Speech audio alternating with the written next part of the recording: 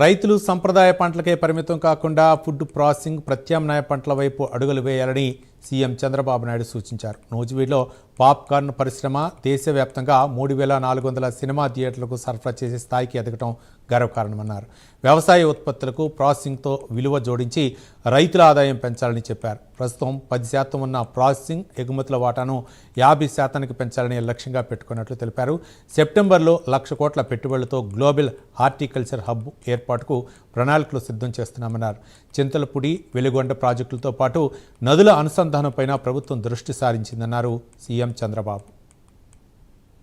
17,500 మంది రైతులతో దాదాపు 40,000 ఎకరాల్లో వేశారు. 11 సంవత్సరాల్లో 8 రాష్ట్రాలకు వెళ్ళారు. ఇది మామూలు చిన్న విషయం కాదు.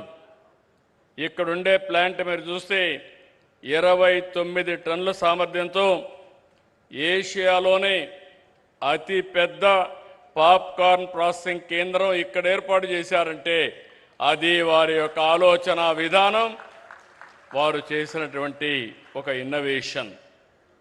ఈరోజు ఇక్కడ చేసింది దేశంలో 3,400 సినిమా థియేటర్లో సరఫరా చేస్తున్నారు. 11 సంవత్సరాల్లో 69% వాటా సాధించారు. రేపు రాబోయే రోజుల్లో 70-80% వెళ్తారు. నాకు అనుమానం లేదు. పాప్కార్న్ అంటానే గుర్తొచ్చేది ఈ ముసునూరు గుర్తొస్తుందని మరొక్కసారి మీ అందరికీ విజ్ఞప్తి చేస్తున్నా. మీరు అనుకుంటే 11 ఏళ్ళు చేశారు, ఇంకొక 10-15 ఏళ్లలో గ్లోబల్ మార్కెట్ అన్ని కంట్రీస్ కూడా క్యాప్చర్ చేసే పరిస్థితి వచ్చింది. ఇప్పుడే ఉపరాష్ట్రపతి గారు అంటున్నారు, మంచి ఆలోచన. నేను కూడా మాట్లాడతాను రైల్వే మినిస్టర్తో. ఇక్కడ ఉత్పత్తి చేసిన పాప్కార్న్ని అదే సమయంలో అరకు కాఫీని ఎక్కడ రైల్వే స్టేషన్లు అన్నీ పెడితే ఆంధ్ర పాప్కార్న్, అరకు కాఫీ తాగే పరిస్థితి వస్తుందని చెప్పి కూడా నేను మీకు తెలియజేస్తున్నా. యువతకు పిలిపిస్తున్నాను. ఆంధ్ర అనగానే టెక్నాలజీలో ముందున్నాం. ఒకప్పుడు ఐటీ, ఇప్పుడు ఏఐ. ఆ పరిస్థితిలో ఉన్నప్పుడు మీరు వ్యవసాయ రంగాన్ని జోడించి ఫుడ్ ప్రాసెసింగ్కి వస్తే ఆకాశమే హద్దుగా ఎదిగే పరిస్థితి వస్తుందని చెప్పి కూడా నేను మీకు తెలియజేస్తున్నా. అందుకే ఈ ప్రాజెక్ట్ని చూస్తే ఫార్వర్డ్ బ్యాక్వర్డ్ ఇంటిగ్రేషన్, పొలం నుంచి వినియోగదారుడి వరకు ట్రేసబిలిటీ పెట్టారు. ఎక్కడికక్కడ మూమెంట్ కూడా మానిటర్ చేసే పరిస్థితికి వచ్చారు. ఇలాంటివి చూసినప్పుడు నేను అందుకే మీ అందరికీ ఒకటే విజ్ఞప్తి చేస్తున్నా. ఆంధ్రప్రదేశ్ ఈరోజు నేను చాలాసార్లు చెప్పాను, ఈరోజు టెక్నాలజీ, నాలెడ్జ్ ఉంది. ఇన్స్పైరింగ్ టైంలో ఉన్నాం. నేను 1 ఫ్యామిలీ 1 ఆంటర్‌ప్రెన్యూర్ అన్నాను.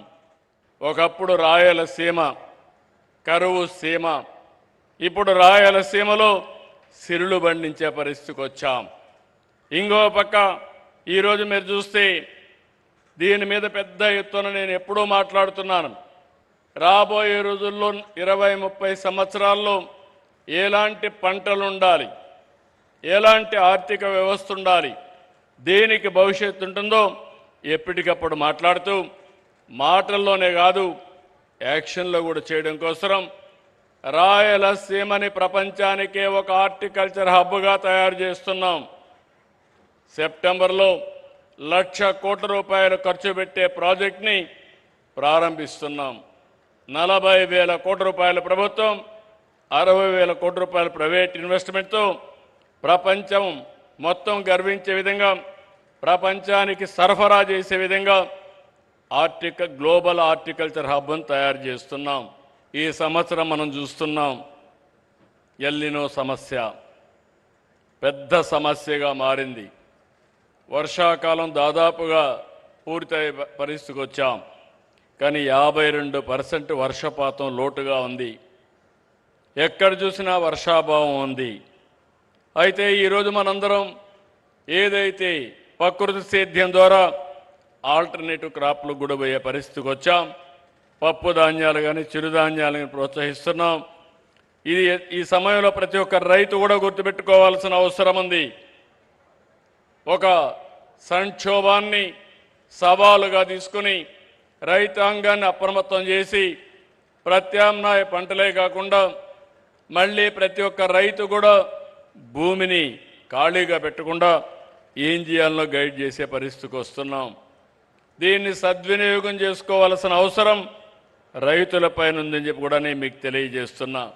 గోదావరి కావేరి పూర్తి చేసి ఆ తర్వాత గోదావరి మహానది పూర్తి చేసి అక్కడి నుంచి మహానది గంగా పూర్తి చేసి ఆ తర్వాత గంగా బ్రహ్మపుత్ర పూర్తి చేసుకుంటే సైమల్టేనియస్ కానీ 1 by 1 పూర్తి చేసిన ఈరోజు కొన్ని వేల టీఎంసీ నీళ్లు గంగా నుంచి సముద్రంలోకి పోతున్నాయి, గోదావరి నుంచి సముద్రానికి పోతున్నాయి. ఈ నీళ్లన్నీ మనం ఉపయోగించుకోగలిగితే ఇంకా దేశానికి తిరుగు లేదు. దేశ భవిష్యత్తు అన్స్టాపబుల్ అని చెప్పి మరొకసారి మీ అందరికీ విజ్ఞప్తి చేస్తున్నాను. ఈ సమస్యని ముందుకు తీసుకుపోతున్నటువంటి ఉపరాష్ట్రపతి గారిని మనస్ఫూర్తిగా అభినందిస్తున్నాం.